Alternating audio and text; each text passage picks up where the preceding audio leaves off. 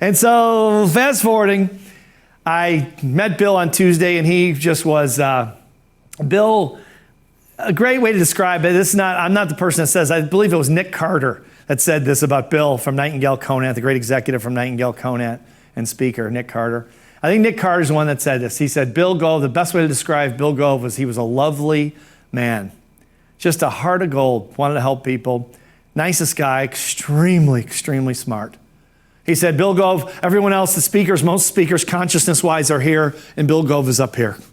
He thinks from love and abundance. Everything comes from love and abundance. He has no scarcity in his thinking. He's a genius. And everyone aspires to be at that level, and almost no one can be there. And I learned that was true, of course, down the road. But so we met, and we just became fast friends. And Bill Gove's wife, Ada, was there. And Ada said, she was kind of a salesperson, I guess. And she said, would you be interested in attending a Bill Gove speech workshop? You know, we have small groups that meet and one-on-ones and that type of thing. I said, absolutely. I really do. How much does it cost? And she said, well, we can talk about that later. Why don't you give me a call, da-da-da. So I called, and it was not cheap. For me, anything was expensive, so I had no money. And so I wrote one of those checks. I don't know if you remember these checks. I don't even know if they still have these checks. Maybe they do. I haven't gotten one in a while. But when you don't have any money, credit card companies love to send you these checks, or they used to. And literally, they were checks, and they were made, you know, you could write the number in, and you could get like $10,000, $20,000, and they'd charge you like 100% interest, like literally like 25% interest. They're just, you know, loan shark level checks. They didn't have any money. And so I wrote one of those checks with my wife's approval. I wrote one of those credit card checks I shouldn't have written, although I'm pretty glad I did know. And for a number, I won't even tell you, it's a big number for me. And I drove over to Bill Gove's house, and I gave it to him. I said, I want to take a speech workshop. He goes, well, I don't have any other group. We're just going to work one-on-one. And I went to the program. And I couldn't believe how much I didn't know about speaking. Speech major in college, straight A's, Toastmasters, Dale Carnegie. You name the program, I went to it. And I did very well in those programs, and I had to unlearn almost everything I learned in all of those programs. Literally. Because Bill said, what you're doing is public speaking. And he said, and you're pretty good. You're not bad. He said, what I'm talking about is paid professional speaking. There's a difference, and it's a big difference. He said, if you want to get paid, you have to change completely, 100%. He's like, you were a tennis player? I was a tennis player back in the day. He said, it's almost going to be like going from, you're right-handed or left-handed? And I said, I'm right-handed. He said, it's going to be like switching hands and learning how to play tennis with your left hand. Like, you know the basics, but you're going to have to relearn how to play completely. And I said, well, Bill, I don't really totally get it because, you know, this and that. He goes, Steve, he goes, let me save you some time. You should be a college professor. And I said, why? He said, because you're a teacher.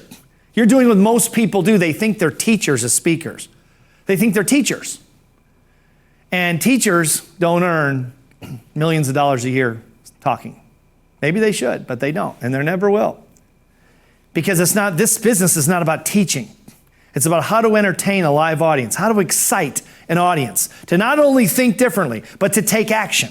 And that takes a tremendous amount of skill. And that's why there's very, very few people that do this at the high levels of pay. You're going to have to unlearn it. It's up to you. Because I think you ought to be a college professor because your content is great. You're a professional athlete. You've trained all these high-level athletes. You got these big names on your resume. You know, the Boston Celtics and this one and that one. And he says, you should really be a college professor. I think you'd be great. And I said, I don't even know what I learned in college. I never could figure out when I was in college. And I had an academic scholarship and an athletic scholarship. And I couldn't figure out why I was there. The fraternity parties were great. I love those. But other than that, I just didn't really get it. It was not interesting to me at all. And he said, well, then you're going to have to learn how to be a paid speaker. And I said, I want to do that. And so I went through this workshop, and he broke down everything. And I called my wife, Dawn, after the first 3 hours. I called her up, and she said, how's it going? Please tell me it was worth it, because I don't know how we're going to pay this money back that you just wrote that credit card check for. Please tell me some good news. And I said, Dawn, if we don't make $1 million with this speaking thing, it's my fault. It's because I didn't do the work, and you know I'm going to do the work. And she said, you're kidding. And what I meant was $1 million over the course of my whole career. That's what I was thinking. My goal was $80,000 a year because I'd never made more than $40,000 a year doing anything. And so I thought, if I doubled that, what would I do with double the money? $80,000 a year, holy macro, it was like a fortune. But I meant $1 million like in my whole career.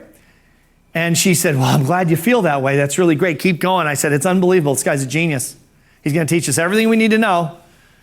And we're going to make it. I know it. I was so pumped. And so I went through the course. And at the end, I said, Bill, tell him what to do next. He goes, you got to practice. Now you got to practice.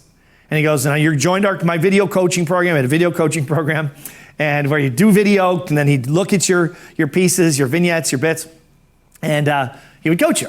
And so I joined that with another credit card check I didn't have the money for, but I did it. And he said, you follow the system. That's what you do. And he said, if you follow, this is the last thing he said to me before I walked out of the door of the workshop. He said, Steve, if you follow everything I tell you, and you don't push back, you don't question me, you just do what I tell you to do, in 5 years, you'll have a career that you won't believe. And you'll never work another real day in your life.